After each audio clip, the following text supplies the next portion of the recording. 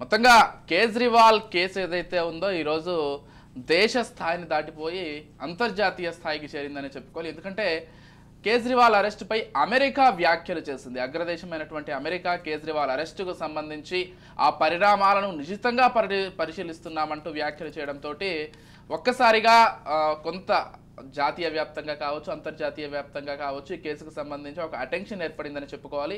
అయితే భారత్ మాత్రం ఈ అంశానికి సంబంధించి తీవ్రంగా ఆక్షేపిస్తోంది. అంటే భారత్ అంతర్గత విషయమైనటువంటి ఈ విషయంలో మీరు ఏ విధంగా జోక్యం చేసుకుంటారు, ఇటువంటి వ్యాఖ్యలు ఏ విధంగా చేస్తారంటూ. అంతేకాకుండా అమెరికా దౌత్యవేత్తకు సమన్లు కూడా పంపింది. ఇది మొత్తంగా ఏదైతే ఢిల్లీ లిక్కర్ స్కామ్కు సంబంధించి పరిణామాలు ఈ విధంగా జరుగుతున్నాయి. జాతీయ స్థాయిని దాటిపోయి అంతర్జాతీయ స్థాయిలో సైతం ఈ కేసుకు సంబంధించి కొంత ప్రచారం కావచ్చు, లేకపోతే ఈ కేసుకు సంబంధించినటువంటి కొన్ని ఇట్లా అమెరికా జోక్యం చేసుకోవడం కావచ్చు, లేకపోతే ఇతర విషయాలు కావచ్చు, కొంత తీవ్రతరమయ్యాయని చెప్పుకోవాలి. మొత్తంగా ఈ అంశాలకు సంబంధించి ఆంధ్రప్రదేశ్లో ప్రస్తుత రాజకీయ పరిస్థితులకు సంబంధించి మనతో పాటు డిస్కస్ చేయడానికి, అంశాలకు సంబంధించిన పూర్తి విశ్లేషణ అందించడానికి మా పొలిటికల్ ఎడిటర్ అరవింద్ కొల్లి గారు సిద్ధంగా ఉన్నారు. గుడ్ మార్నింగ్ అరవింద్ గారు. Good morning Vijay. ఎస్, నేను అన్నట్లుగా ఏదైతే జాతీయ స్థాయి దాటిపోయి అంతర్జాతీయ స్థాయిలో ఈ కేసుకు సంబంధించి చర్చ జరుగుతుంది. ఎందుకంటే అమెరికా కల్పించుకోవడం ఎలా చూడాలి అంటే మనం మొదటి నుంచి ఒక పోలిక అయితే చూస్తున్నాం. అరవింద్ కేజ్రీవాల్ అరెస్టు మీద కేసీఆర్ నుంచి మొదలుపెట్టి అన్ని పార్టీల నాయకులు స్పందించారు. ఇప్పుడు అంతర్జాతీయ స్థాయిలో కూడా స్పందన వచ్చింది. కానీ కవిత అరెస్ట్ మీద సొంత ఇంటి నుంచే స్పందన రాలేదు, సొంత పార్టీ నుంచే స్పందన రాలేదు. ఇంటికి అత్యంత సమీపంలో ఉండే జీహెచ్ఎంసీ మేయర్ కానీ, బంజారాయిల్ జూబ్లీహిల్స్ కార్పొరేటర్లు కానీ కనీసం అరెస్ట్ సమయంలో రాలేదు, అండగా ఉండటానికి రాలేదు. ఇది ఖచ్చితంగా ఈ రిలేషన్ ఈ పోలిక లేకుండా అసలు మనం మాట్లాడే పరిస్థితి అయితే కాదు. అయితే అరవింద్ కేజ్రీవాల్కి సంబంధించి ఇంకోటి కూడా ఒక మేజర్ అప్డేట్ ఉంది. అరవింద్ కేజ్రీవాల్ భార్య ఒక మాట చెప్పారు. ఈరోజు కస్టడీ అయిపోయిన తర్వాత మళ్ళీ న్యాయమూర్తి ఎదుట హాజరుపరిచే సందర్భంగా ఈ లిక్కర్ స్కామ్ డబ్బులు ఎక్కడున్నాయి అని అరవింద్ కేజ్రీవాల్ చెప్తారు అంటూ అరవింద్ కేజ్రీవాల్ భార్య నిన్న ఒక వీడియో రిలీజ్ చేశారు. అన్ని కోర్టులోనే బయట పెడతారంటూ కూడా అన్ని కోర్టులోనే బయట పెడతారు. అంటే జనరల్గా కస్టడీ ప్రొసీజర్ ప్రకారం అయితే కస్టడీకి అయిన తర్వాత తీసుకెళ్లే క్రమంలో కొన్ని ప్రశ్నలు అడుగుతారు. అడిగేసి మళ్ళీ అంటే రిమాండ్ పొడిగించటం కానీ, లేదా కస్టడీ అయిపోయింది కాబట్టి బెయిల్ ఇవ్వటం కానీ జరుగుతుంది, స్పాట్ బెయిల్ ఇవ్వటం కానీ జరుగుతుంది. మరి ఈరోజు ఏ రకమైనటువంటి పరిణామాలు జరుగుతాయి, ఎటువైపు ఈ డైరెక్షన్లో వెళ్తాయి అనేది కొంచెం ఆసక్తికరంగానే అనిపిస్తున్నటువంటి అంశం. ఈ క్రమంలో ఒకటి కీలకంగా గమనించాల్సినటువంటి అప్డేట్ ఏంటంటే, అరవింద్ కేజ్రీవాల్కు సంబంధించినటువంటి ఆర్డర్స్ ఇచ్చేటటువంటి ఇప్పటికే 2 ఆర్డర్స్ పాస్ చేశారని చెప్పినటువంటి వ్యవహారాన్ని లెఫ్టినెంట్ గవర్నర్, మనం మొదటి నుంచి అనుకున్నట్టుగానే లెఫ్టినెంట్ గవర్నర్కి ముఖ్యమంత్రికి సత్సంబంధాలు లేవు కాబట్టి లెఫ్టినెంట్ గవర్నర్ దీన్ని తప్పుపట్టారు. లెఫ్టినెంట్ గవర్నర్ తప్పుపట్టిన క్రమంలోనే ఇప్పుడు ఒక రాజ్యాంగపరమైనటువంటి గందరగోళం మొదటి నుంచి గందరగోళంలో ఒక పక్షం గట్టిగా ఉంది. మనం ఊహించినట్టుగానే లెఫ్టినెంట్ గవర్నర్ దీన్ని కుదరదు అని చెప్పారు. అయితే బిజినెస్ ప్రొసీజర్స్ అంటే ఫైల్ మూవింగ్ ప్రొసీజర్ ప్రకారం ముఖ్యమంత్రికి సంబంధించినటువంటి ఇనిషియల్ పడాలంటే ఫైల్ ముఖ్యమంత్రి చదివి దాని ఇనిషియల్ పడాలి. అది ఇనిషియల్ పడిన తర్వాత అది మరొక రకమైనటువంటి డైరెక్షన్కి లేదా జీవోకి లేదా ఆర్డర్స్ కానీ సర్క్యులర్ కానీ ఇష్యూ చేయడానికి యంత్రాంగం మొదలు పెడుతుంది. ఇప్పుడు ఇక్కడ ఆయన ఫైల్ చదవటానికి ప్రొవిజన్ లేదు, సంతకం పెట్టడానికి ప్రొవిజన్ లేదు కాబట్టి అది ఎట్లా అనేది ఖచ్చితంగా ఒక గందరగోళం అయితే ఉంది. అయితే మన ఆమ్ ఆద్మీ పార్టీ మరో ముఖ్యమంత్రి మాన్ చెప్పినట్లుగా నిజంగానే జైల్లోనే ఆయన కోసం ఒక ప్రత్యేక కార్యాలయాన్ని ఏర్పాటు చేస్తారా? ఇది ఖచ్చితంగా ఆసక్తిగా ఎదురు చూసినటువంటి పరిస్థితి. అసలు దీనికి మళ్ళీ రాజ్యాంగంలో అదే అంటే రాజ్యాంగంలో దీని విషయంలో క్లారిటీ లేదు అనేది క్లియర్. ప్రజాప్రాతినిధ్య చట్టం కానీ, అంటే ఢిల్లీకి ఉండే ప్రత్యేక హక్కుల చట్టం, ఇప్పుడు అసలు ఇంకోటి వచ్చింది, ఢిల్లీకి ఉండే ఒక ప్రత్యేక హక్కుల చట్టం ఉంది. ఢిల్లీకి క్యాపిటల్ రీజియన్ చట్టం అని ఒకటి వేరే ఉంది. ఆ చట్టం ఏం చెప్తుంది? అది కూడా ఖచ్చితంగా రాజ్యాంగపరమైనటువంటి డిస్కషన్నే వెల్కమ్ చేస్తాం. మరోవర్ ఈ 70-80 ఏళ్ల గణతంత్ర భారతదేశంలో ఏ రోజు కూడా ఇటువంటి పరిణామాలు రాదు. అంటే పరిణామాలు ముఖ్యమంత్రి అరెస్ట్ అయ్యే అవకాశం వచ్చినప్పుడు జయలలిత పన్నీర్ సెల్వంకి ఇచ్చెళ్ళారు, లాలూ ప్రసాద్ యాదవ్ రబ్రీదేవికి ఇచ్చెళ్ళారు, తర్వాత ఓంప్రకాష్ చౌతాలా మరొకరికి ఇచ్చారు, మన ఇటీవల జరిగినటువంటి హేమంత్ సోరెన్ చెంపై సోరెన్ ఇచ్చెళ్ళారు. ఇన్ని పరిణామాల నేపథ్యంలో తర్వాత ఓంప్రకాష్ చౌతాలా కూడా మరొకరికి ఇచ్చినటువంటి పరిస్థితి ఉంది. ఇటువంటి పరిస్థితిలో ఏ రకమైనటువంటి డైరెక్షన్ తీసుకుంటుంది అనేది ఖచ్చితంగా ఎదురు ఆసక్తికరంగా. ఇక్కడ మనం అమెరికా గురించి మాట్లాడాం కాబట్టి ఎంత అగ్రదేశమైనా కానీ ఇతర దేశాల అంతర్గత విషయాల్లో జోక్యం చేసుకోవడం, తామే పెద్దరికమని వాళ్ళంతటా వాళ్ళే స్వయం ప్రకటించుకోవడం, ప్రతి దేశానికి ఉండే సావరిన్ పవర్ ఇటువంటి సందర్భం ఇది మొదటిసారి కాదు, ఇది చివరిసారి కూడా కాదు. అంతర్గత వ్యవహారాల్లో జోక్యం చేసుకోవడం అనే దాన్ని కాశ్మీర్ వివాదంలో, కాశ్మీర్ అంశంలో ఏదైతే అమెరికా జోక్యాన్ని కూడా మనం అట్లాగే అభ్యంతర పెట్టాం. అంటే నేను అక్కడి నుంచి మొదలు పెడుతున్నా. ఎప్పుడైనా కానీ అంతర్గత విషయాల్లో మరో దేశ జోక్యము, మరో దేశం దాని మీద వ్యాఖ్యానించడం అది ఖచ్చితంగా సావరిన్ క్వశ్చన్. ఇది మన సార్వభౌమాధికారానికి సంబంధించిన క్వశ్చన్. ఈ సావరిన్ క్వశ్చన్ని ఖచ్చితంగా ఇది ఇంటర్నేషనల్ డిబేట్గా ఖచ్చితంగా ఉంటుంది. కానీ అంతర్జాతీయంగా అంటే ఆ పరిణామాన్ని క్షుణ్ణంగా పరిశీలిస్తున్నాం అనేటటువంటి క్రమంలో అమెరికా ఏం చెప్పాలనుకుంది? అమెరికా ప్రస్తుత ప్రభుత్వం మోడీతోటి భయంకరమైనటువంటి సానుకూలం అయితే లేదు, అదే సందర్భంలో భయంకరమైన వ్యతిరేకత కూడా లేదు. భయంకరమైన వర్డ్ ఎందుకంటున్నానంటే I wanted to show the intensity of the relation. బాగా క్లోజ్డ్ నెక్సెస్ లేదు, అదే సందర్భంలో పెద్ద వైరుధ్యం కూడా లేదు. ట్రంప్ తోటి మాత్రం బాగా క్లోజ్గా ఉన్నటువంటి పరిస్థితి. ఇప్పుడు ఈ సావరిన్ పవర్ని క్వశ్చన్ చేస్తుంది లాగా ఉండేటువంటి ఈ చర్యను మాత్రం ఖచ్చితంగా అంటే భారతదేశంలో అంతర్గతంగా జరిగేటువంటి వ్యవహారాల మీద మరో దేశం స్పందించటం, దాని మీద వ్యాఖ్యలు చేయటం మేము క్లోజ్గా అబ్జర్వ్ చేస్తున్నామంటాం. ఇది అమెరికా ఒక సందేశం పంపాలనుకుంది, మేము క్లోజ్గా మీ యు ఆర్ అండర్ సర్వైలెన్స్ అని. దీనికి సంబంధించినటువంటి రాజకీయ పరిణామాలు, సార్వభౌమాధికార పరిణామాలు ఎటు దారితీస్తాయో అంటే ఆసక్తికరంగా అయితే ఉన్నటువంటి పరిస్థితి. విజయ్ రైట్ అరవింద్ గారు. పోతే ఆంధ్రప్రదేశ్ ప్రధానంగా ఈ రోజు నుంచి ఆంధ్రప్రదేశ్లో రాజకీయ వేడి పూర్తిగా రాజుకోరింది. ఎందుకంటే ప్రధాన పార్టీలైనటువంటి టీడీపీ, వైసీపీ అధినేతలు ఇద్దరూ కూడా ప్రజాక్షేత్రంలోకి పూర్తి స్థాయిలో వెళ్తున్నారు. ముందుగా ప్రతిపక్ష నేత అయినటువంటి చంద్రబాబు విషయాన్ని గమనించినట్లయితే ఆయన ప్రజాగళం పేరుతోటి ఎన్నికల ప్రచార సభల్లో ఈ రోజు పర్యటించనున్నారు. చిత్తూరు జిల్లాలో చంద్రబాబు పర్యటన ఈ రోజు కొనసాగనుంది. ప్రధానంగా రోడ్ షోలే ఎక్కువగా చేయనున్నారు నాకు తెలిసినంత వరకు పలమనేరు ప్రాంతంలో. ఆయనకు సంబంధించిన రోడ్ షోలు జరుగుతున్నాయి. రెండో వైపు జగన్ కి సంబంధించిన బస్ యాత్ర జరుగుతుంది. ఈ రోజు ఆళ్లగడ్డ, నంద్యాల నియోజకవర్గాల్లో పర్యటన ఉండబోతుంది. ఇక్కడ ప్రధానంగా గమనించాల్సిన అంశం ఏంటంటే, ఒక ఆసక్తికరమైన అంశం ఏంటంటే, మొత్తం గత కొంతకాలంగా షర్మిలతోటి కొనసాగినటువంటి వైఎస్ విజయలక్ష్మి నిన్న జరిగినటువంటి సభ సందర్భంగా ఇడుపులపాయలో జరిగినటువంటి స్పెషల్ ప్రేయర్ సందర్భంగా ఆవిడ హాజరయ్యారు, ప్రేయర్ చేశారు. అంటే జగన్ తోటి ఉన్నారా ఆవిడ, షర్మిలతోటి ఉన్నారా? షర్మిల, జగన్ ఇద్దరు వేరువేరు రాజకీయ పార్టీలో ఉన్నారు. పైగా ఇద్దరు ఆ ప్లేస్ని తమ సొంత ప్లేస్గా భావిస్తున్నారు. రాజశేఖర రెడ్డి వారసుని నేను అనేటటువంటి క్రమంలో రాజశేఖర రెడ్డి యొక్క సమాధి, దానికి సంబంధించిన రైట్ అంతా జగన్మోహన్ రెడ్డి కోరుతున్నారు. మరోపక్క ఆయన కాంగ్రెస్ వాది ఆయన రక్తం పంచుకుంటున్నటువంటి ఆయన బిడ్డగా ఆయన నాకు దాని మీద అది కూడా ఉంది. ఇటువంటి పరిస్థితిలో ఇది కొంచెం వైఎస్ విజయలక్ష్మి అక్కడ ప్రత్యక్షం అవటం మాత్రం కొంచెం రాజకీయపరమైనటువంటి పరిణామాలు, రాజకీయపరమైనటువంటి సమీకరణాలు.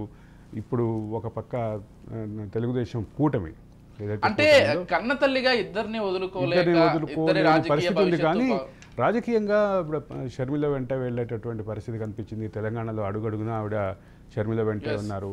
తర్వాత ఆంధ్రప్రదేశ్ రాజకీయాల్లో కూడా షర్మిల వెంటే ఉన్నారు. రాజశేఖర రెడ్డికి సంస్మరణ సభ హైదరాబాద్లో ప్రత్యేకంగా ఏర్పాటు చేసి ఆయన మీద బుక్ రిలీజ్ కార్యక్రమాల సందర్భంగా కూడా ఆవిడ షర్మిల వెంటే ఉన్నాననే సిగ్నల్ ఇచ్చారు. ఇన్ని పరిణామాల నేపథ్యంలో ఆమెకు సంబంధించినటువంటి పాత్ర ఆసక్తిదాయకం. ఇంకా ఆ జగన్మోహన్ రెడ్డికి సంబంధించిన బస్సు యాత్రలు నడుస్తుంటే ఇంకో పక్క ప్రజాగళం పేరిట చంద్రబాబు యాత్రలు నడుస్తున్నాయి. నిన్న మనకు అందుతున్నటువంటి ప్రాథమిక గ్రౌండ్ రిపోర్ట్ ప్రకారం ఏంటంటే నగరిలో జరిగినటువంటి సభ సూపర్ సక్సెస్ అనేటువంటి మాట వైసీపీ వర్గాల నుంచి కూడా వస్తుంది. సో అది అంటే బయట నుంచి తరలించారనేటువంటి విమర్శలు ప్రజాక్షేత్రంలో రెండు పార్టీలు ప్రధానంగా ఉన్నాయి. ఇక మరొక కీలకమైనటువంటి రాజకీయపరమైనటువంటి అంశం ఏంటంటే ఇద్దరు పార్టీలకు సంబంధించినటువంటి విషయం ఇది ఇట్లా కొనసాగుతుంటే మరోపక్క మనం మొదటి నుంచి గందరగోళంగా ఉన్నటువంటి మనకి గందరగోళంగా కనిపిస్తున్నటువంటి ప్రధాన అంశం మిత్రపక్షాల మధ్య సమన్వయం, ఆ కూటమి మధ్య సమన్వయం, కార్యకర్తల నాయకుల మధ్య సమన్వయం, కార్యకర్తల మధ్య సమన్వయం, ఓటు ట్రాన్స్ఫరు, వీటన్నిటి గురించి 3 ప్రధాన అంశాల గురించి మనం మొదటి నుంచి మాట్లాడుతున్నాం కదా. దానికి సంబంధించిన రిలేటివ్ విషయం ఒకటి కనిపిస్తుంది. నిన్న మిత్రపక్షాల 3 పక్షాల సమావేశం జరిగింది. అచ్చెన్నాయుడు తెలుగుదేశం పక్షాన, జనసేన పక్షాన నాదెండ్ల మనోహర్, అలాగే బీజేపీ పక్షాన పురంధరేశ్వరి పాల్గొన్నారు. తర్వాత వాళ్ళు ముగ్గురు చెప్తున్నటువంటి విషయం ఏంటంటే ఈరోజు రాష్ట్ర స్థాయిలో జరిగినటువంటి సమన్వయ సమావేశాన్ని పార్లమెంటు నియోజకవర్గాల స్థాయిలో మరొక రోజు పెట్టాం, అదే సందర్భంలో అసెంబ్లీ నియోజకవర్గాల స్థాయిలో సమన్వయం పెట్టాము అని చెప్పేసి.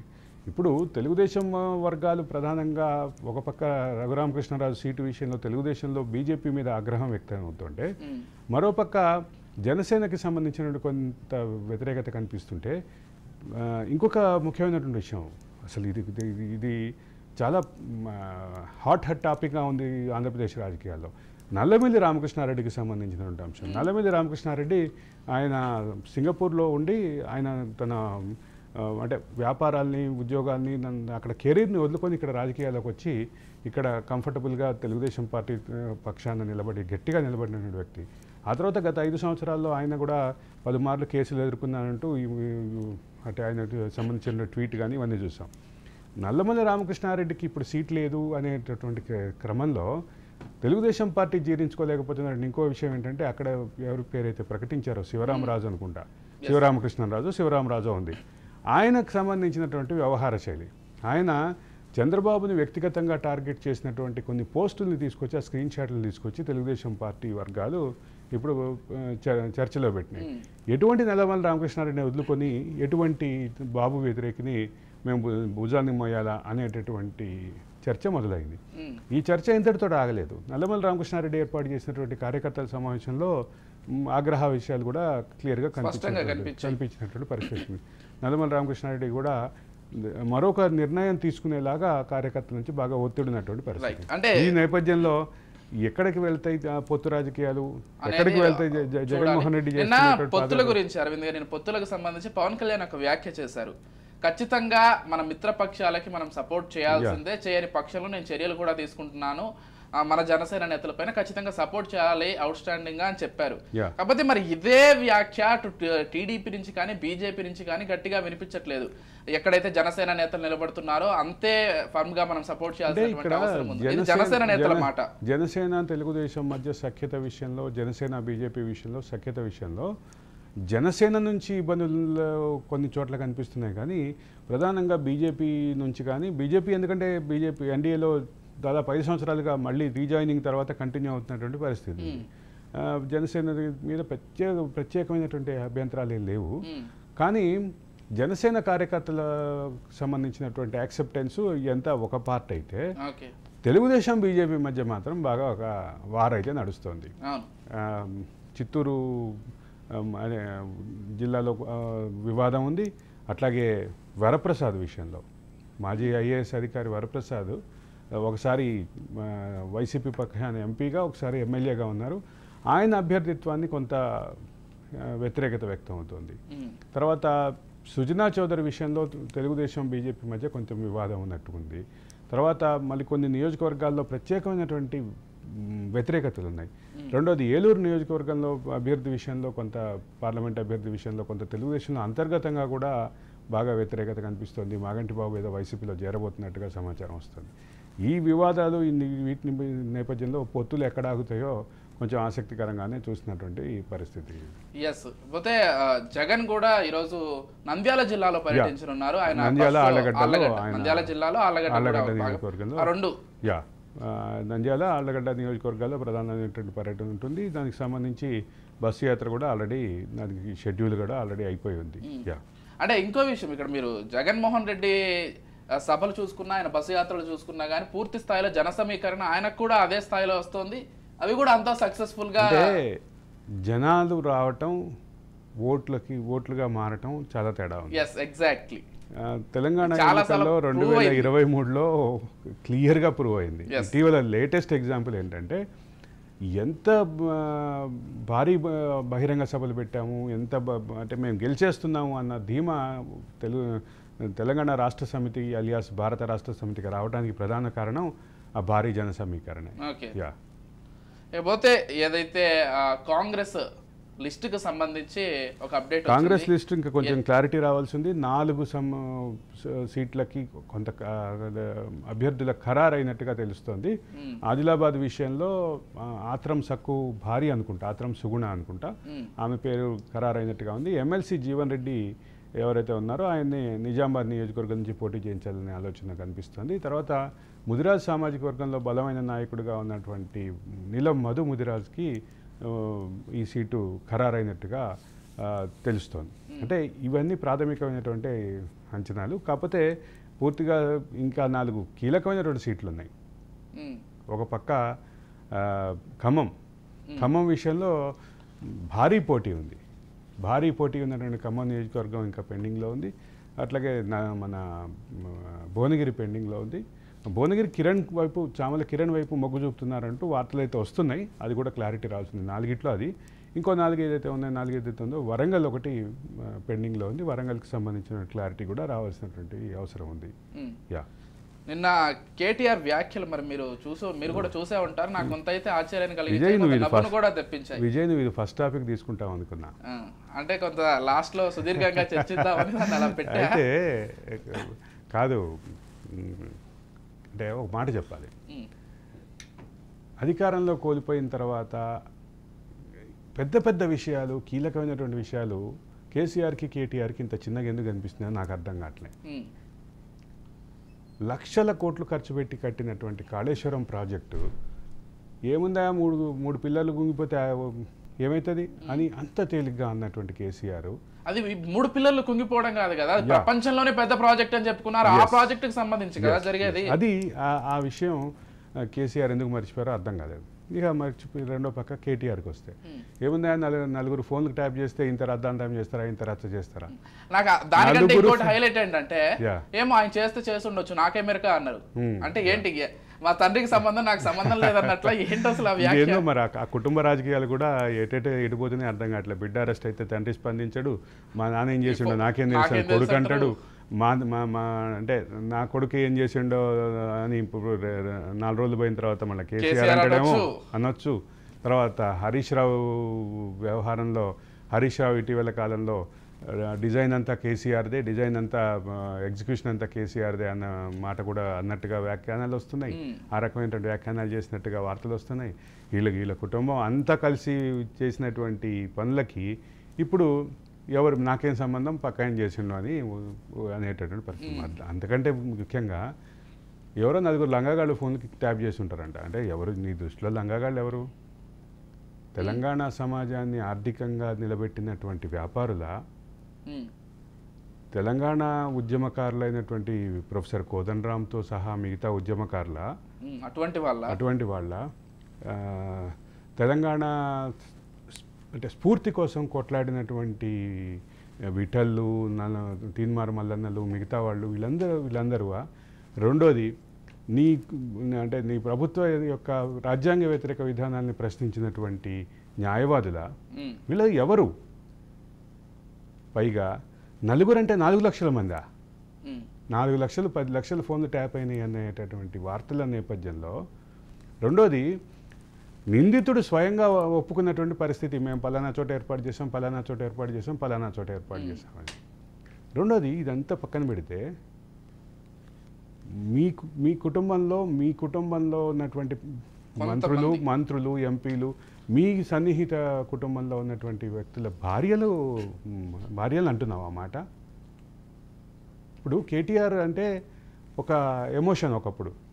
ఇట్లాంటి వ్యాఖ్యలతోటి కేటీఆర్ ఎక్కడికి పోతుండో కేటీఆర్ ఆలోచించుకోవాలి. ఇంకో విషయం, నీ కుటుంబంలో నీ కుటుంబ సభ్యుల్లో నీ కుటుంబ సభ్యుల భార్యల ఫోన్లు ట్యాప్ అయినాయి అన్న వార్తలు వస్తుంటే ఆ మాట అంత తేలిక మాట ఖచ్చితంగా బాధాకరం. అది ఆ లైటర్ వెల్లో తీసుకెళ్లాలన్నటువంటి ఆ ప్రయత్నంలో నువ్వు ఎవరెవరిని అంటున్నావు అది ఖచ్చితంగా ఆలోచించాలి. అసలు అరవింద్ గారు ఇవన్నీ పక్కన పెడితే ఎవరో నలుగురు లంగాగాలని అనడం కూడా అంటే ప్రతి ఒక్కరు భారత పౌరులే, ప్రతి ఒక్కరికి వ్యక్తిగత స్వేచ్ఛకు సంబంధించి అదే హక్కులు ఉన్నాయి. ఏ ఒక్కరి ఫ్యాన్ ట్యాప్ చేయడానికో లేకపోతే అది కూడా చట్టపరంగా ఏదో తీవ్ర నేరస్తులు అయితే ఉగ్రవాదులు అయితే తప్పించి చేయాలి, కానీ ఎవరిదో చేసేసాము వాళ్ళ పెద్ద విషయమా అని చెప్పడం మాత్రం. ఇప్పుడు ఎవరు దీంట్లో ఉన్నవాళ్ళు ఎవరు కూడా అంటే ఇక్కడ ప్రధానమైన అంశం ఉంది. దీంట్లో ఉన్నటువంటి వాళ్ళు ఎవరు కూడా సాధారణ వ్యక్తులు అయితే కాదు, కరడుగట్టిన నేరస్తులు అయితే కాదు. వీళ్ళందరి ఫోన్లని ట్యాప్ చేసి వీళ్ళందరి సమాచారం, వ్యక్తిగత సమాచారం తెలుసుకుంటే ప్రస్తుత ముఖ్యమంత్రి వ్యక్తిగత కుటుంబ సభ్యుల వ్యక్తిగత సమాచారాన్ని, వ్యక్తిగత డిస్కషన్లను కూడా ట్యాప్ చేసి విన్నారనేటువంటిది రాజకీయంగా, ఆర్థికంగా, ఇతర అంశాలు సినిమా హీరోయిన్లకు సంబంధించిన ఫోన్లు ట్యాప్ చేశారనేది అనిపిస్తుంది. ఇంత చర్చ జరుగుతుంటే ఒక చిన్న మాటతోటి తీసి పారవేయటం అనేది ఖచ్చితంగా కేటీఆర్ లాంటి వ్యక్తికి, కేటీఆర్ లాంటి ఒకప్పటి తెలంగాణ ఎమోషన్ని క్యారీ చేసినటువంటి వ్యక్తికి ఖచ్చితంగా అది ఏమో అంటే ఈ విషయంలో ఆయన అనిపించుకున్నాడేమో. పోయినసారి కాళేశ్వరం విషయంలో ఆయన అంత లైట్ గా తీసుకున్నారు, ఇప్పుడు ఈయన ఈ ఫోన్ ట్యాపింగ్ విషయాన్ని ఇంత లైట్ గా. కాళేశ్వరం విషయంలో ఎంత ఈజీగా తీసుకున్నారో అంటే లక్షల కోట్లు కట్టినటువంటి కాళేశ్వరం ప్రాజెక్ట్ యొక్క భవిష్యత్తుని నేషనల్ డ్యామ్ సేఫ్టీ అథారిటీ ప్రశ్నిస్తోంది, కాగ్ ప్రశ్నిస్తోంది, తెలంగాణ మేధో సమాజం ప్రశ్నిస్తోంది, తెలంగాణ ఇంజనీర్లు ప్రశ్నిస్తున్నారు, తెలంగాణ జర్నలిస్టులు ప్రశ్నిస్తున్నారు, తెలంగాణ రాజకీయ పార్టీలు ప్రశ్నిస్తున్నాయి. అంటే ఈ పరిస్థితిలో, ఈ గందరగోళ పరిస్థితిలో, అంటే కాళేశ్వరం యొక్క భవిష్యత్ ఏంటో అర్థం కాని పరిస్థితిలో పెట్టినటువంటి ఈ కేసీఆర్ అట్లా మాట్లాడితే అసలు మొత్తం తెలంగాణ ఐటీ సమాజానికే నేను ఐకానిక్ని, దేశంలో ఉన్నటువంటి ఐటీ విప్లవానికి నేను ఒక ఐకానిక్ పర్సన్ని అని చెప్పినటువంటి కేటీఆర్ ఒక టెక్నాలజీని వాడి అంటే రాజ్యాంగ వ్యతిరేకమైనటువంటి చర్య, చట్ట వ్యతిరేకమైనటువంటి చర్యకి పాల్పడినటువంటి పోలీస్ అధికారులని వాళ్ళని సమర్థించేలాగా మాట్లాడటం ఖచ్చితంగా శోచనీయం. ఇది చూద్దామంటే అంటే వాళ్ళ వైపు నుంచి, అంటే వాళ్ళ వర్షన్ కూడా మనం వినిపించాలి కాబట్టి యాజ్ ఎ మీడియా, వాళ్ళ వైపు నుంచి 6 గ్యారెంటీలకు సంబంధించి అమలు చేయలేక ఇటువంటివన్నీ కూడా సృష్టిస్తున్నారని చెప్తున్నారు. పోనీ అలా అనుకున్నా కానీ దాదాపు గ్యారెంటీలన్నీ కూడా పూర్తి చేస్తున్నటువంటి క్రమాన్ని గమనిస్తున్నాం. అంటే ఇక్కడ ఒక పక్క ప్రధాన నిందితులు 6గురిలో 3 అరెస్ట్ అయ్యారు, 3 పరారీలో ఉన్నారు. 3లో 2 అమెరికాలో ఉన్నారనేటటువంటి సమాచారం వస్తుంది. ఒకళ్ళకి సంబంధించి ఆ వ్యక్తి ఎవరు అనేది మనకి క్లారిటీ లేదు కాబట్టి ఒకవేళ ఒక ఛానల్ ఎండి కనుక పేరే కనుక వస్తున్నటువంటి పేరే కనుక కన్ఫర్మ్ అయితే ఆయన లండన్లో ఉన్నారనేటటువంటి సమాచారం వస్తుంది. లేదా technical expert SIB technical adviser అయినటువంటి రవిపాల్ పేరు వినిపిస్తుంది. ఆయన కనుక అయితే ఆయన ఎక్కడున్నారో తెలియని పరిస్థితి. ఇటువంటి పరిస్థితిలో ఈ 3 ఆల్రెడీ చేసినటువంటి వ్యవహారాన్ని ఒప్పుకున్నారు. రెండోది ఇది అసలు ఇంకా ట్యాపింగ్ కేసు మొదలవ్వలేదు సార్, ట్యాపింగ్ కేసు ఇంకా మొదలు కాలే. ఇప్పుడు జరుగుతుందంతా ట్యాపింగ్ కేసుకి సంబంధించినటువంటి నేరానికి సంబంధించిన ఆధారాలను ధ్వంసం చేసిన కేసు. ఈ ధ్వంసం చేసిన కేసులోనే ఇంత ఉలికిపాటు ఉంటే, అసలు కేసు ఇంత ఉలికిపాటు ఉంటే అసలు కేసు ముందుకు వస్తే ఎట్లుంటది? ఇది తెలంగాణ సమాజంలో కేసీఆర్ కుమారుడిగా సొంతంగా కేటీఆర్గా తనని తాను ప్రొజెక్ట్ చేసుకున్నటువంటి స్థాయికి, ఈరోజు మాట్లాడుతున్న స్థాయికి అసలు హస్తిమశాంతకం తేడా ఉంది. ఇకపోతే ఈ సువిశాల భారతదేశానికి ఆర్థిక మంత్రి అయినటువంటి నిర్మలా సీతారామన్, అంతేకాకుండా భారతదేశం అతిపెద్ద ఆర్థిక వ్యవస్థల్లో ముందు వరుసలో ఉన్నటువంటి భారతదేశానికి ఆర్థిక మంత్రి అయినటువంటి నిర్మలా సీతారామన్ తన ఆర్థిక పరిస్థితి సరిగ్గా లేదని నేను ఎంపీ ఎలక్షన్స్లో పోటీ చేయట్లేదు, నాకు ఆఫర్ ఇచ్చారు, 10 రోజులు ఆలోచించుకొని నేను వద్దని చెప్పేశానని చెప్పారు. ఈ వ్యాఖ్యలు అయితే దేశవ్యాప్తంగా కొంత చర్చకు వచ్చాయి. మీడియాలో కూడా కొన్ని మీమ్స్ కావచ్చు, కొన్ని పాజిటివ్గా, నెగిటివ్గా. ఆవిడ నేను అంటే దేశానికి ఆర్థిక మంత్రినే కానీ నా ఆర్థిక పరిస్థితి బాగాలేదు అని చెప్పడానికి ట్రై చేసినట్టున్నారు. కానీ బీజేపీలో ఒక హ్యాబిట్ ఉంది, బీజేపీలో ఉంది, చాలా పార్టీల్లో ఉంది ఆ హ్యాబిట్. ఆర్థికంగా బలంగా లేనటువంటి వాళ్ళకి పార్టీ ఫండ్ ఇచ్చి పోటీ చేయాలి. దానికి వాజ్పేయి అతీతుడు కాలేదు. వాజ్పేయి ఆర్థిక పరిస్థితి కూడా, తన ఆర్థిక పరిస్థితి బాగాలేకపోయినప్పటికీ పార్టీ ఇచ్చినటువంటి ఫండ్ తోటి పోటీ చేసినటువంటి పరిస్థితి. మోడీ కూడా గతంలో అట్లాగే చెప్పినటువంటి పరిస్థితి. మోడీ గుజరాత్ ముఖ్యమంత్రిగా వెళ్ళిన సందర్భంగా ఆయన చాలా క్లియర్గా చెప్పారు, పోటీ చేయడానికి నా దగ్గర డబ్బులు లేవు, పార్టీ ఆదుకుంది, పార్టీ అండగా నిలబడింది అని చెప్పారు. మోడీ చాలా సందర్భాల్లో చెప్పారు అది. అయితే నాకు ఇది ఆర్థిక మంత్రి ప్రకటన చూసిన తర్వాత నాకు ఒక విషయం గుర్తొస్తోంది. దువ్వూరు సుబ్బారావు, మన తెలుగు వాడైనటువంటి దువ్వూరు సుబ్బారావు ఆర్బీఐ గవర్నర్గా ఉన్నారు. ఆర్బీఐ గవర్నర్గా ఉన్నప్పుడు ఆయన ఒక బ్యాంకుకి వెళ్ళి అంటే ఆయన దగ్గర ఉన్నటువంటి చెక్కి సంబంధించినటువంటి చెక్ ఇస్తే సార్ ఇది సిగ్నేచర్ మ్యాచ్ కాలేదు అంటూ ఏదో రిజెక్ట్ చేసే పరిస్థితి ఉందంట. ఉంటే అమ్మ నేను ఆటోలో వచ్చాను, నా ఆటో ఫెయిర్ కూడా ఇప్పుడు దీంతో పే చేయాలి అంటే లేదు సరే ఇవ్వలేమంటే పక్కనున్న ఆయన వచ్చి అమ్మ నువ్వు ఆయన ఎవరనుకున్నావు, నీ దగ్గర ఉన్నటువంటి కరెన్సీలో సగం పైగా ఆయన సంతకాలే ఉంటాయి అని చెప్పారని ఇది ఒక ఇన్స్పిరేషనల్ స్టోరీగా, ఒక మోటివేషన్ స్టోరీగా సోషల్ మీడియాలో కానీ, మెయిన్ స్ట్రీమ్ మీడియాలో కానీ, ప్రజాబాహుళ్యంలో కానీ విస్తృతమైనటువంటి చర్చలో ఉన్నట్టు అది గుర్తొచ్చింది నాకు. అదే కాకపోతే ఈమె కన్వే చేయాలనుకున్నది ప్రజలకు ఆ విధంగా కన్వే అవ్వకుండా వేరే విధంగా మరోవర్ ఆమె ఇంకో వ్యాఖ్య కూడా చేశారు. ఇటు తెలుగు రాష్ట్రాల్లో కావచ్చు, తమిళనాడులో కావచ్చు, కులపరమైన మతపరమైనటువంటి సమీకరణాలు ఎన్నో ఉంటాయి, మరి వాటిని తట్టుకుని నేను నిలబడగలుగుతానో లేదు, కాబట్టి ఖచ్చితంగా దీనికి సంబంధించినటువంటి చర్చ అయితే ఉంది. అయితే ఆవిడ రాజ్యసభ సభ్యురాలుగా గతంలో తెలుగు రాష్ట్రాల నుంచి ప్రాతినిధ్యం వహించారు. తర్వాత ఆవిడ తమిళనాడు నుంచి ప్రాతినిధ్యం వహించారు, కొంతకాలం కర్ణాటక నుంచి ప్రాతినిధ్యం వహించినట్టున్నారు. కర్ణాటక నుంచే ప్రాతినిధ్యం వహిస్తున్నారు ఆవిడ. కాబట్టి ఆవిడ రిస్క్కి సంబంధించిన వ్యవహారం. ఆవిడ ఏంటంటే కరడుగట్టినటువంటి బీజేపీ వాది. అదే సందర్భంలో ఆవిడ కొంచెం ఫైనాన్షియల్ విషయాల్లో అంత పెద్ద పర్టికులర్గా ఉండరు అనేది కొత్త ఆవిడ మీద విమర్శ అయితే ఉంది. అంటే ఆవిడ రాజకీయాల్లో అందరూ సంపాదించుకుంటారు, ఆవిడ సంపాదించుకోలేదు అని రెగ్యులర్ రాజకీయానికి విరుద్ధంగా ఆవిడ ఉంటారు, కొత్త డబ్బుల మీద ధ్యాస ఉండదు అనేటటువంటి విమర్శని, అంటే దాన్ని విమర్శగా చేస్తున్నా దాన్ని ఒక కామెంట్గానే చూడాలి. అది it's not a criticism, it's a comment on her attire and her financial situation. అది నిజంగానే ఉంటే డెఫినెట్లీ కాంప్లిమెంట్ కూడా, డౌట్ ఏం లేదు. దానికి సంబంధించిన 2 వార్తలు ఉన్నాయి. అయితే ఆవిడ తెలుగింటి కోడలై ఉండి తమిళనాడులో పుట్టినప్పటికీ ఇక్కడ పోటీ చేసినా కానీ అదే పరిస్థితి ఉంది. కాబట్టి పైగా బీజేపీ స్వతహాగా చాలా బలహీనంగా ఉంది తెలుగు రాష్ట్రాల్లో, ముఖ్యంగా ఆంధ్రప్రదేశ్లో. బీజేపీ తెలంగాణలో బీజేపీ ముందుకు దూసుకొస్తోంది, బట్ ఆంధ్రప్రదేశ్లో బలహీనంగా ఉంది. కాబట్టి ఆ నేపథ్యంలో పొత్తులో సీట్ల పంపడం ఈ కన్ఫ్యూజన్లో ఎందుకులే అని చెప్పి ఆవిడ సేఫ్గా వ్యాఖ్య చేసి వదిలేశారు. భావించాలి. థ్యాంక్ యూ అరవింద్ గారు, థ్యాంక్ యూ సో మచ్ అండి. అన్ని విషయాలకు సంబంధించి చక్కటి విశ్లేషణ అందించారు. అయితే ఇది వాళ్ళ special discussion. Keep watching Raj news.